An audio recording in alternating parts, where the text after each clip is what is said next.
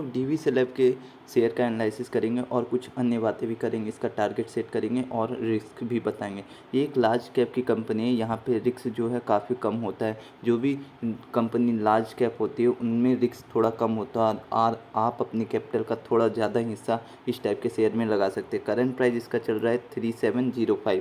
अगर आप पिछले 1 ईयर का रिटर्न देखोगे तो पिछले 1 ईयर से ये शेयर लगातार डाउन में गया था। देख सकते हैं यहाँ पे थोड़ा सपोर्ट मिला था, लेकिन सपोर्ट स्ट्रॉन्ग ना होने के कारण जब मार्केट नीचे की ओर गिरा तब ये शेयर भी काफ़ी नीचे की ओर गिर गया। अगर आप इसके शेयर के फंडामेंटल्स देखोगे तो आपको पता लग जाएगा कि इसका जो इंट्रिंसिक वैल्यू है वो अभी टिकर टेप के अनुसार से कम दिख रहा है, यानी कि जो करंट प्राइस होना चाहिए वो प्राइस यहाँ पे ज़्यादा है। और अगर आप एफडी से तुलना करोगे इसके रिटर्न का तो एफडी से ये काफ़ी ज़्यादा रिटर्न आपको प्रोवाइड करेगा। एफडी के तुलना में पिछले 1 ईयर में ही सिर्फ रिटर्न कम मिला है, लेकिन अगर आप ओवरऑल लॉन्ग टर्म में देखोगे तो आपको एफडी से काफ़ी ज़्यादा रिटर्न इस शेयर में मिलेगा। ये स्टॉक का डिविडेंड ज़्यादा नहीं है, लेकिन ग्रोथ अगर आप इस स्टॉक का देखोगे तो आपको काफ़ी ज़्यादा ग्रोथ इस स्टॉक में देखने को मिलेगा।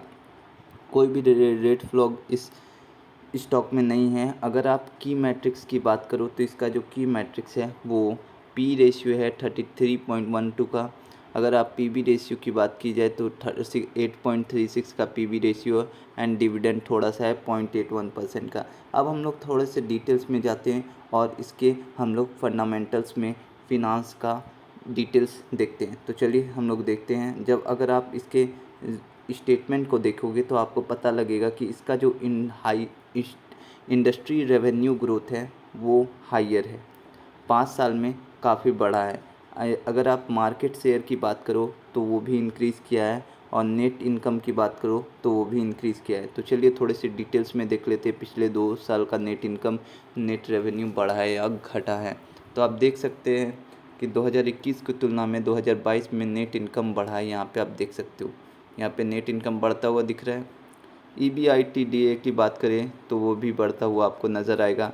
PBIT भी आपको बढ़ता हुआ नज़र आएगा, PBT भी बढ़ता हुआ नज़र आएगा। इसलिए नेट इनकम भी यहाँ पे इंक्रीज़ होता हुआ दिख रहा है। नेट इनकम अच्छा खासा बढ़ा है 1 साल में। और EPS की बात करें तो EPS भी यहाँ पे बढ़ता हुआ नज़र आ रहा है, DPS भी बढ़ता हुआ नज़र आ रहा है और पे आउट रेशियो ये लगभग सेम ही है। अब इस कंपनी के चलिए हम लोग थोड़े से होल्डिंग्स को देख लेते हैं। उससे पहले हम लोग थोड़े से बैलेंस शीट को देखेंगे। तो अगर आप टोटल एसेट्स को देखते हो इस शेयर का तो टोटल एसेट्स पिछले 2 साल में थोड़ा सा बढ़ा है। और अगर आप कंपनी के अन्य फंडामेंटल्स डिटेल्स देखोगे तो मैं आपको बता दूं कि इस कंपनी का होल्डिंग पैटर्न क्या है, यानी कि जो यहाँ पे होल्डिंग रखे हैं वो कितना कितना परसेंट का है। तो चलिए हम लोग थोड़ा सा होल्डिंग्स को देख लेते हैं। तो चलिए हम लोग होल्डिंग्स पे जाते हैं और होल्डिंग्स पे देखते हैं कि प्रमोटर्स के पास इसका कितना होल्डिंग है और दूसरों के पास इसका कितना होल्डिंग है।